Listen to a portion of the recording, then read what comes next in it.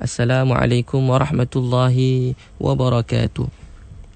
Nahmaduhu wa nasta'inuhu wa nastaghfiruh wa na'udzu billahi min shururi anfusina wa min sayyiati a'malina man yahdihillahu fala mudhillalah wa man yudlil fala hadiyalah wa nashhadu an la ilaha illallah wa nashhadu anna Muhammadan abduhu wa rasuluh. Amma ba'd. Alhamdulillah, bersama lagi kita dalam Motivasi Pagi di IKIM FM, pilihan utama anda. Tuan-tuan puan sekalian, kita kena sentiasa syukur pada Allah Subhanahu Wa Taala. Selalu mana-mana ceramah selalu dicakap kita kena syukur pada Allah. Mula-mula je dia kata kita kena selalu syukur pada Allah. Saya nak cek diri saya dan tuan-puan, kita semua cek diri kita masing-masing. Betulkah kita dah bersyukur pada nikmat Allah yang begitu banyak kepada kita? Betul kita dah bersyukur dengan nikmat Allah yang begitu banyak kepada kita? Ada satu orang buta. Daripada kecil dia buta, dia tak nampak. Jadi bila dia buta pada kecil, sampailah dia satu hari ditakdirkan oleh Allah, dia orang miskin, keluarga miskin. Datang satu orang doktor, telah jumpa dengan dia, dan bila dia cek mata, dia kata sebenarnya pakcik ni bukan buta yang, mana buta yang boleh diobat. Kalau satu operation, pakcik boleh tengok kembali. Maka dia kata, tapi nak orang miskin, mula-mula dia risau apa dia? Mana pakcik ni ada duit? Pakcik ni orang miskin, mana ada duit? Maka kata doktor ni, tak apa pakcik, saya nak buat amal kali ni, tak apa. Pakcik ni saya operate, tapi saya tak nak apa-apa, pakcik tak payah bayar satu sen pun, semua saya tanggung. Maka kata, takkan siapa, janganlah nak, orang miskin risau tu hutang budi ni. Dia kata, anak lah nanti tu hutang budi, tak payahlah. Maka tak apa, pakcik yang cerita banyak, terus dia bawa. Tiba-tiba dengan izin Allah Subhanahu Wa Taala, dia pun operate mata pakcik tadi. Dan pakcik tu dia mula risau juga, boleh betul ke ni? Dia bila operate dengan anak-anak dia yang ramai, isteri dia ada. Bila lepas dia boleh buka je, dia buka mata dan dia boleh lihat. Maka waktu tu soalan pertama dia, yang mula-mula dia tanya. Apa dia tanya?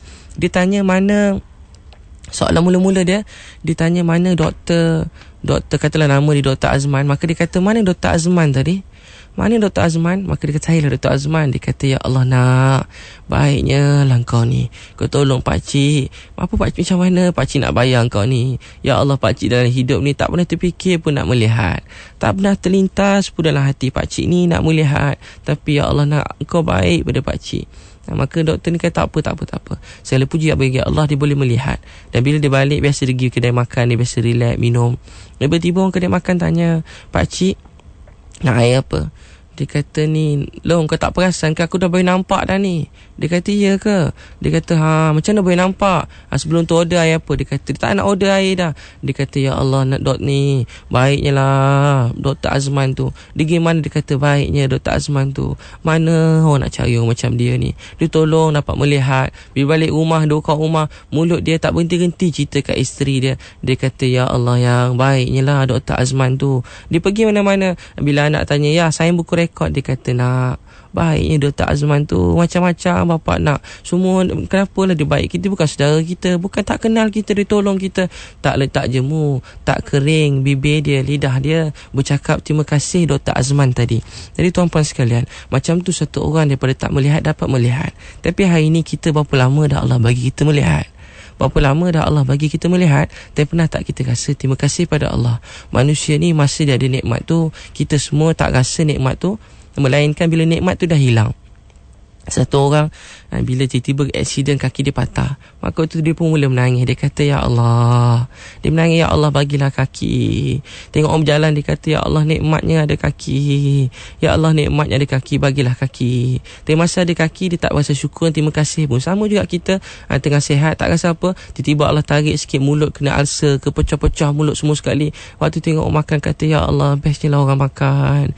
Kita nak bercakap pun susah, mulut pun tak apa nak buka. Rasa, ya Allah, baru ni saya kena sakit mata. Bukan sakit mata yang tu, tiba-tiba satu malam tu, tiba malam mata tak nampak, buka mata pun susah. Kita nak drive jauh-jauh, tiba-tiba macam mana ni, mata tak nampak. Satu hari mata tak nampak, tak boleh buka mata tu, buka sikit pedih. Maka satu hari tak nampak. Bila keadaan tu kata, ya Allah, bila sakit pedih sangat rasa, ya Allah, rasa macam nak, rasa dalam hati tu nak mati pun ada juga. Rasa macam habislah, matilah, susahnya lah, rasa macam tak boleh nak hidup. Sekejap je Allah tarik nikmat mata tu, sehari hari je saya rasa macam dah tak boleh nak hidup dah. Tiba-tiba esok saya nampak balik masa sakit tu macam-macam doa baca, semua doa, segala ilmu baca, sakit macam-macam ayat baca, ayat syifa ni semua macam-macam baca, macam-macam doa, menangis, buat macam-macam jenis mehajat belajar, semua buat. Tiba-tiba mata tu bila dapat tengok, masa tu dalam hati tak ada harapan, tak nampak tidak kan? Tapi bila rasa macam nak mati, tiba dapat tengok balik, kata bila tengok balik terlupa nak sujud syukur. Saya lah terlupa nak sujud syukur, terus laju balik ke sana kemari, terlupa dah susah yang semalam tu, rasa macam tak boleh nak nampak, rasa macam sedih sangat, dah lupa dah nikmat tu. Tuan-puan sekalian, sebab tu nikmat yang Allah bagi pada kita ni satu nikmat yang besar. Sebab tu kata Hamka, apa yang ada ni harapan kita. Apa yang ada pada kita ni harapan. Tak salah kita nak mengharap apa yang kita tak ada, tapi apa yang kita ni adalah harapan. Yang dah ada ni kita kena syukur, terima kasih pada Allah. Harapan Allah, maknanya Allah dah bagi pada kita. Tuan-tuan sekalian, sebab tu kadang-kadang dalam hidup kita ni, kita memang macam-macam kita nak, tapi apa yang kita dapat ni lebih daripada apa yang kita harapkan. Apa yang kita dapat dalam dunia ni lebih daripada apa yang kita harapkan. Kadang-kadang dalam hidup kita berapa banyak kali kita putus asa, berapa banyak kali kita rasa macam gagal, rasa macam tak ada jalan. Cuba kita kenang balik daripada dulu mula-mula Allah jadikan kita, daripada lahir, kat mana kita lahir, kampung mana kita. Pernah tak waktu tu terfikir daripada lahir boleh lulus tak periksa ni, daripada kecil, daripada darjah 6 UPSR ni boleh lulus ke, PMA ni macam mana, SPM ni macam mana, dah habis nak belajar mana, boleh dapat ke? Ramai orang pandai-pandai tak dapat, kadang-kadang ikut rezeki, dapat ke, tiba-tiba dapat sini, dapat sana. Lepas tu nak kerja apa ni, ya Allah, macam tak tahu nak kerja apa, susahnya. Masa lagi interview sampai 10 tempat dah selesai interview tu, ada yang marah pula, ada yang maki hamun kita, interview sampai 6 jam kena marah pula. Dia marah kenapa ni, ini pun tak reti, dia kata ini pun macam mana nak kerja, lembek macam ni, apa nak kerja. Masa tu kata, ya Allah, apalah nak kerja ni, kenapa, apalah susah sangat hidup ni. Pada kampung naik teksi sampai Kuala Lumpur nak pergi interview, susah kan. Tuan-puan semua orang pengalaman lebih kurang sama. Dan tuan-puan bila kita kata, ya Allah, macam mana ni. Lepas tu bila susah pula, bila semua dalam hidup kita, sampai orang pun tu nak kahwin pula, kata, ya Allah, duit tak ada ni, mana nak cari duit ni, susahnya buat loan tak boleh, tu tak boleh, 10 bank buat loan tak lulus. Lepas tu nak beli motor tak duit, ya Allah. Lepas tu satu demi satu masalah dalam hidup kita, kalau kita kenang, semua dalam keadaan kita rasa nak mati, tak ada jalan keluar. Akhirnya Allah buat jalan keluar, dan bila kita dapat jalan keluar, 2 minit je kita selesai masa susah, kita kata, ya Allah, habislah, matilah, susahlah, macam apa nak buat ni. Tapi Allah keluarkan kita, bukan 1, bukan 1000, agaknya kalau kita tulis tak lebih 1,000,000. Sebab tu dia kata, kalau kita nak tulis nikmat Allah ni tak habis tulis.